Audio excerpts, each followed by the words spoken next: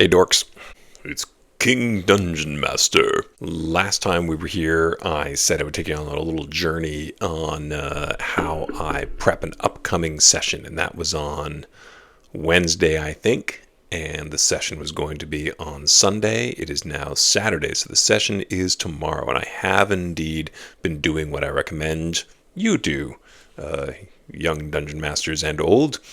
Do whatever works for you. But if you want to do it the way I do it, I'm going to tell you how I do it. So journaling. I've written pages and pages and pages, keeping in mind that this is a campaign that's been going on for years already. So there are just notebooks filled with this stuff. And I suppose it's kind of like that 80-20 rule that everybody's been talking about, where 20% of your stuff is going to hit, 80% is just support. So I write, and I just it's to get myself back in the vibe and the groove of this world. There's a click feeling that you get where, if you feel underprepared or completely just not ready to hit the table at all, it's because I think it's less because you forget the factual details about your campaign, just NPC names and locations and history and lore, and more because you've, as the kids are saying today, lost the plot a little bit. Kind of like it was an advertisement came up in some kind of a feed that I was on, and it was, I am so addicted to this Buddhism game, which I thought was hilarious.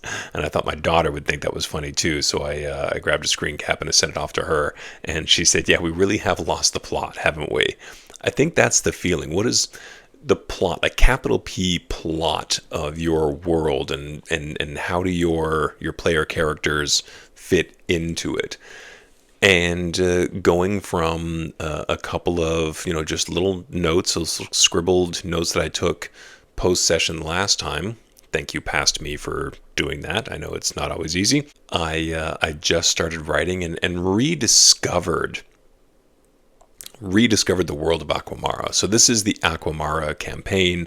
I'm going to have a whole fresh batch of videos that are about my prep for the Thaldor campaign, because they're playing next Saturday. So it'll be this Sunday, and then over the week, and play Thaldor on Saturday. So a whole different world, I'll get you filled in on that later. So this is prepping for Aquamara, and listen, let me tell you, on a so far above the table, it's in the stratosphere, and so deeply philosophical, it's in the seventh circle of hell. The very, I don't know, this is where it gets kind of beyond words and sort of weird and woo-woo, how, the worlds of Dungeons and Dragons, the worlds that we create with our imaginations, start to connect into, dare I say, the real world. Don't worry, I'm not crazy. Not in that way, anyway. And the real, like, the connector point for me that just makes it all feel, it is that real feeling that you're trying to go for with a campaign. Like, what is the ultimate source of that simulacrum feeling of, like, oh, this feels like I'm in a world and this character is doing these things. So I might have mentioned before that my whole life's mission, aside from the usual sort of, to eat and procreate and love your family and all that kind of thing, but me, for me, the ultimate mission is an answer to why is there something rather than nothing, which, here in our realm, in our reality, who knows? You read enough books and you think long enough, maybe you get somewhere, down the line on that one. But if you are a dungeon master creating a world, a fantasy world for your adventures to play in, you get to just make up an answer to that. You can play test in as real a mental model of the world as you can possibly create. You can play test some kind of idea of, like, okay, why is there something rather than nothing? And what I'm talking about here are gods, your cosmology. Boy, do my campaigns ever run heavy on gods. Both Aquamara and Thaldor, and even the club kids. So I used to say that I believed in none of the gods. Well, now I believe in all of the gods, and not even in a supernatural way. Just gods are stories. Eventually, you get to a point with an idea that it becomes gelled into a persona, it becomes personified, and then that figure, that character, can play a role in something like Dungeons and Dragons. So, working back from why is there something rather than nothing, those are your deep structures of your world. This is the very fabric of reality, and it gets into fun stuff like magic systems, like why magic, what and again, like, part of the joy for this for me is solving little idea puzzles and story puzzles. So not only is, why magic, but let's start hitting the ground here with some real examples. So in prepping for Aquamara, what I've got set up in that world and in my cosmology is this idea that there are, according to the theologians of the realm, mortal creatures, men and women who think about this kind of thing, and they're not wrong, is that there exists an upstream downstream continuum of gods in Aquamara. And what that means is the closer downstream they are, the more material they are, the more they are likely to directly interact with the mortal beings of the world. They're the ones who might actually show up and go stomping around and and have an entourage, and you can interact with them. And even if they don't wind up on the material plane, their downstream nature makes them they're much more human, for lack of a better word. They think kind of the same way. They're more conceivable. However, the further upstream you go, the weirder and weirder they get. The further and further past or beyond, the ken of a mortal mind they become, until, and this is how I think, by the way, my players already know all of this, and if you're one of my players and watching this, because what I'm about to say is either a huge spoiler or will never happen. So it's in that gray area of world creation right now, where what I think, like the campaign, ultimately, all plot points and details aside, the campaign is about reaching apotheosis, like level. And so what I've done here is created this upstream downstream spectrum of gods, and the downstream are more material, more relatable, more knowable, and then the further upstream you get, the more strange and beyond the ken of understanding they become, until, and this is the bit that's a little bit gray area, but I think this will be canon eventually, there's a threshold beyond which it's the veil, mortal minds cannot tread. They're just like that.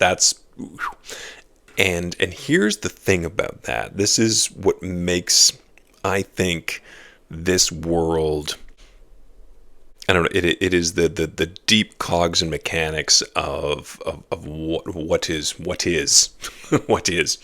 So there's this idea, that I pulled from, just kind of some of the nonfiction that I read. I'm a big fan of this Yuval Noah Harari guy. So, Sapiens and 21 Lessons for the 21st Century. May have read some of his stuff, and he's got this idea of like a collective fiction. It's not, a lot of people are talking about this, just that there is, we all agree that money is real, and therefore money is real kind of reality. So things can be real and things can be collectively real. We can tell these stories and all agree that there is a Canada, for example, and it means this, that, and the other thing. So beyond the veil, far enough upstream, there you get gods, and I'm going to start getting specialized with my language. There are gods, and then there are gods. And the gods, I'll start referring to as deities, like proper, actual, beyond the veil deities. And the thing about them is they all belong to and create and are part of this thing that I'm calling the Sacrum Veritas, which is that they are dreaming the world, their collective story, whatever version of like they all agree a dollar is a dollar, is the thing that we all live in. It is the story, the actual lived experience of conscious beings. So it's kind of this, I think it's a neat idea that once you cross this veil, it's like, you're now dreaming the world, and you can't be part of the world that you are dreaming. They will kind of incur sometimes. I've got one character, Agatha, and her deity, she's a cleric, and her deity is this figure called the Ringing Bell. And it's really neat. We'll get into some deeper lore later, but the Ringing Bell, and I'm placing the Ringing Bell on the other side of this this veil, this and therefore belongs to the sacrum veritas, and dreams, and therefore creates the reality that they live in. So the end of the campaign, and I do plan to take it to level 20. And and I've kind of looked at the balance of the game and did some thinking about this, and I've decided that anything about like maybe level 16, maybe even lower. We've actually kind of goofed around with this a little bit. But anything around like, 16, 17, 18, 19, 20 levels, then you're getting into God-ish range, especially the level 20s. So at level 20, or even like 16, 17, 18, you might be powerful enough that, like, let's say you're an archfey that is, for all intents and purposes, like a level 18 character. They can take on a warlock and grant them powers and things. They're not part of the Sacrum Veritas. They're not a proper deity, but they are just very, very powerful. And, if they were to appear here on Earth today, we'd probably go, oh, well, I guess that's a god. And that's, that's what they look like. That's what they do. Where it comes to deep structure of the realm, and this is all prep, right? Like, I haven't mentioned a single stat block or map that I'm getting ready, or none of that. What I've got is a situation that they're going to find themselves in. They're going to come bamfing in back to the material plane after having spent some time in a realm, a different plane of existence that I kind of jokingly called the Ledger Domain, and it's kind of the bureaucratic hub of the god world, the god realm. Because they are like level 13 players now, right? They're getting up there where, they're being exposed to a grander, a pure scheme of how their cosmology works. So they're going to come bamfing back into the material plane because the captain of their team, Ro, lost his powers. Well, actually, they killed his god. It was only an aboleth. It was like this, kind of this aberrant squid monster creature that was granting Ro and all of his family certain favors, and like a chosen one of their family would be granted these powers. And so Ro was a warlock, powers granted from this, we were doing fathomless warlock.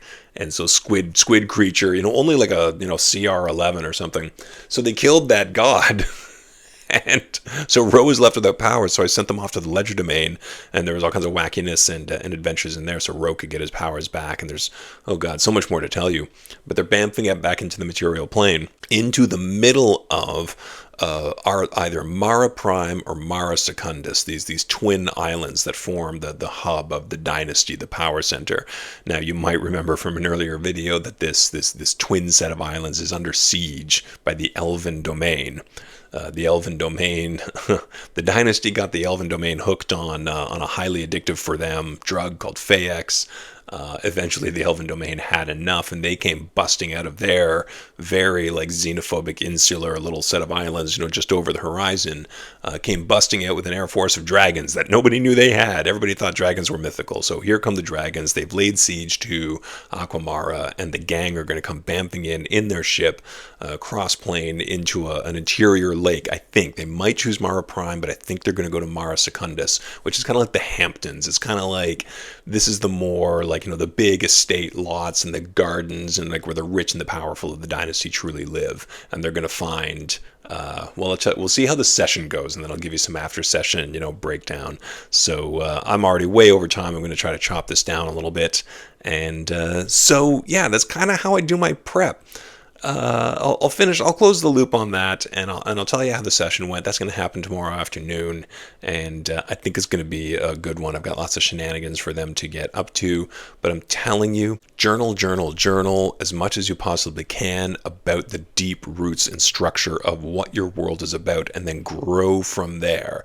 Once you've got your gods sorted out, your forces and how they work, everything can grow from that. If you've got like disconnected little details out here and out there, I think it's going to be hard to remember them. So, session tomorrow. I'll let you know how it went, because it never goes as planned. So we'll see, and then we'll just kind of start the cycle all over again, because I've got prep for a session next Saturday with Thaldor. Anyway, just babbling now. Good to talk to you. Hope to see you at the table, and see you around. Bye.